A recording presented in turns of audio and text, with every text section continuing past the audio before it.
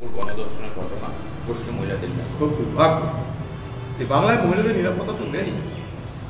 সন্দেশকারী তার প্রমাণ করে দিয়েছে না যে এই বাংলায় মেয়েদের কোনো নিরাপত্তা নেই। সন্দেশখালী এই বাংলার একটা বিচ্ছিন্ন ঘটনা নয়। সন্দেশখালী এই বাংলার অত্যাচারী তৃণমূল দলের একটা রাজনৈতিক সংস্কৃতিতে রূপান্তরিত হয়েছে।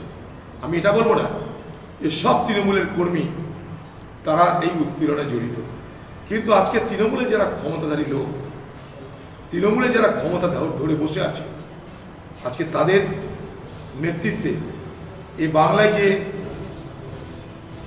মহিলাদের উপরে নির্যাতনের রাজ শুরু হয়েছে, গণধর্ষণের রাজ শুরু হয়েছে, মহিলা ধর্ষণের রাজ শুরু হয়েছে, মহিলাদের যৌন শোষণ করার যে রাজ শুরু হয়েছে,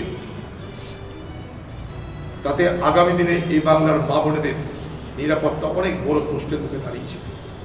তাই সন্দেশখালী একটা বিচ্ছিন্ন ঘটনা নয়।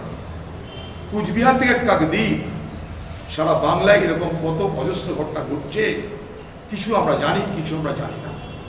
এ বাংলায় কত শত মহিলা নিখোঁজ হয়েছে, তার কোনো খবর আমরা জানি না। এ বাংলার হাজার হাজার মা বোনেরা আজকে ভারতবর্ষের বড় বড় বেশ্যালয়ে নিক্ষিপ্ত হয়েছে, সেখানে তাদের স্থান হয়েছে।